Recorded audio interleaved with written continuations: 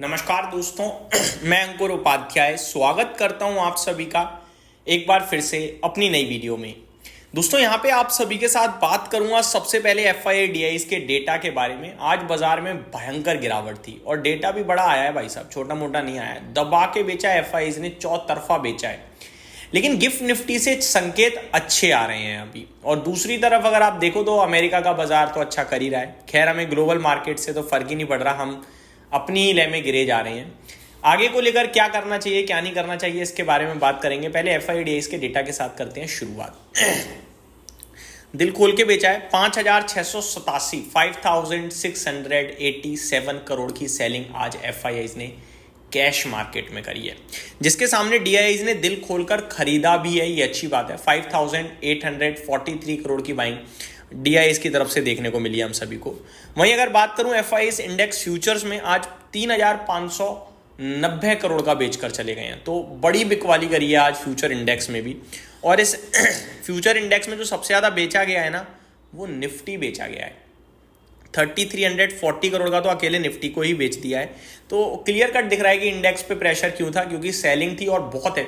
मतलब direct future बेच रहे हैं, इससे ज्यादा खराब क्या ही होगा। वहीं दूसरी तरफ देखा जाए तो पुट में बाइंग हुई है और मुझे लग रहा है ये हेजिंग नहीं है, ये भी पुट ही खरीदा गया है। कॉल बाय करके हेज नहीं करा, ये पुट खरीदा गया है मुझे लग रहा है डायरेक्टली, क्योंकि 6,421 करोड़ की निफ्टी की बाइंग दिख रही है ऑप्शंस में।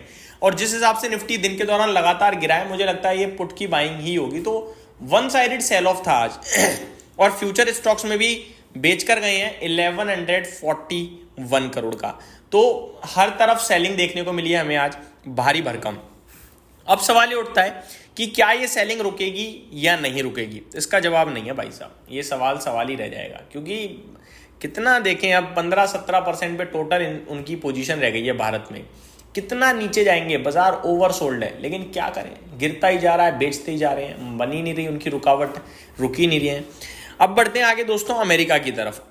अमेरिका में डाउ जोन्स 120 पॉइंट ऊपर दिख रहा है, नैस्डैक में लगभग 1.3% की गिरावट है, S&P 500 बिल्कुल फ्लैट है, तो रसल 2000 आधा % ऊपर है। तो अमेरिका के बाजार में ज्यादातर तो आपको हरियाली में ही कामकाज होते हुए दिख रहा है। अमेरिका की बात करें तो कुछ कोर इन्फ्लेशन को लेकर अपडेट आते हुए दिख रही है, जो मैं आप सभी के साथ शेयर करता हूं। Core inflation rate held at 2.9% in August as expected, Fed's gauge shows. तो जो अनुमान था उसके मुताबिक इनके इन्फ्लेशन के डेटा आते हुए दिख रहे हैं। तो अमेरिका में तो चीजें ठीक ही दिख रही हैं। चीजें हमारे यहाँ भी ठीक हैं, इनफैक्ट हमारे यहाँ तो अच्छी हैं, लेकिन हमारा बाजार गिर रहा है और उसके पीछे रीजन ढूंढने निकलो, मिलेगा नहीं। अब आता हूँ गिफ्ट निफ्टी पे। 24,740 के करीब गिफ्ट निफ्टी दिख रहा है, करीब 50 पॉइंट्स का रिबाउंड देखने को मिल रहा है। हमारी क्लोजिंग हुई है 24,650 पे। वीकेंड के दौरान क्या कुछ बड़ा बदलाव होता है या बड़ी चीजें आती हैं, वो देखना समझना बड़ा जरूरी होगा। उसके बाद ही डिस्कस करेंगे कि संडे नाइट में कि बाजार मंडे किधर जा सकता है किधर नहीं। अभी के लिए सिर्फ इतना ही कहूंगा कि आज जो ये पैनिक मचा है, इसमें इंट्राडे सेल ऑफ था, हैवी सेल ऑफ था, जिसकी वजह से आई थिंक बाजार गिरा है। और ये सेल ऑफ ज्यादा लंबा समय तक नहीं टिकेगा। उसके पीछे दो कारण है। पहला तो ये कि बाजार ओवरसोल्ड है अगर टेक्निकल टर्म्स पे देखें तो, और दूसरी बात आप सेलिंग ऑलरेडी बहुत बड़े लेवल पे हो चुकी है। तो आई थिंक ये अब एब्जॉर्ब होनी चाहिए। हमारे रुपए में जरूर वीकनेस देखने को मिल रही है लगातार, और ये चिंता का विषय जरूर है, लेकिन बाकी सब कुछ ठीक ही दिख रहा है। स्टॉक स्पेसिफिक बात करता हूं, खबरों की बात करते हैं। तो सबसे पहले टाटा मोटर्स की तरफ से कुछ फ्रेश अपडेट आ रहे हैं। PB Balaji steps down as Tata Motors CFO, और ये CEO बनेंगे JLR के, हम सभी को पता ही है, नवंबर से। तो ये अपडेट आ गई है। Names Shailesh Chandra as additional director, managing director and CEO। Dhiman Gupta appointed as chief financial officer. तो धीमन गुप्ता जी को CFO बनाया गया है अब, और पीवी बालाजी ने स्टेप डाउन कर दिया है। तो ये अपडेट आते हुए दिख रही है टाटा मोटर्स की तरफ से, जो कि एज एक्सपेक्टेड था।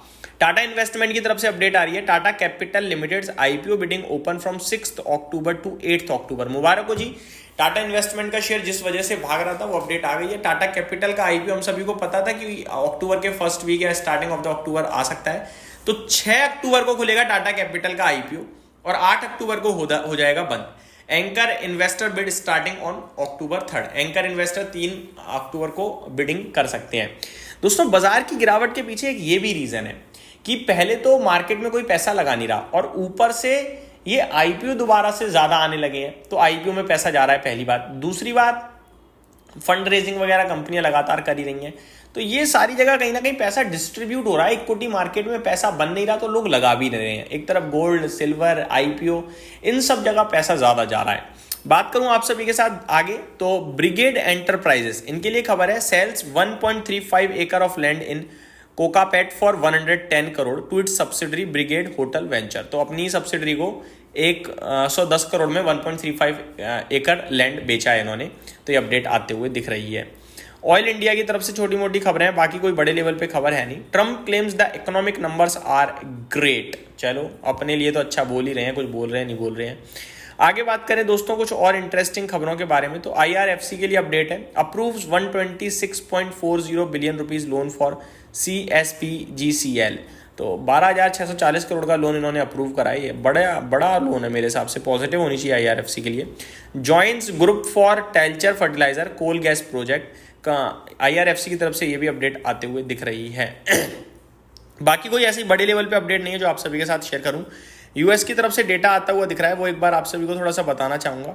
US core personal consumption expenditure price index for August study eight 2.9% year over year, matching expectations and last months rate. तो जैसा अनुमान था वैसा ही आया और लास्ट मंथ के सामने भी एग्जैक्टली सिमिलर ही आया है।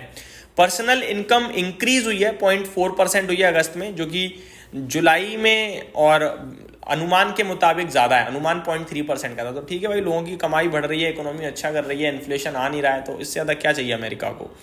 पर्सनल स्पेंडिंग की बात करें तो 0.6 हो गई है, outpacing last month 0.5, meeting expectation of 0.5%। तो खर्चा भी लोगों ने ज़्यादा किया है, तभी इकोनॉमी में कहीं ना कहीं ग्रोथ देखने को मिल रही है। कमाई ज़्यादा, खर्चा भी ज़्यादा, तो ये दो चीज़ें होते हुए दिख रही हैं अमेरिका में। अमेरिका डूइंग ग्रेट, हम भी कर तो अच्छे रहे हैं डेटा पे, लेकिन मार्केट बिल्कुल भी रिफ्लेक्ट नहीं कर रहा उस डेटा को। इस वीडियो में सिर्फ इतना ही, मिलते हैं दोस्तों कल। ओपन मार्केट ओपन तो नहीं है, अच्छी बात है, 2 दिन की राहत है अब। Thank you so much for watching this video. Good night guys.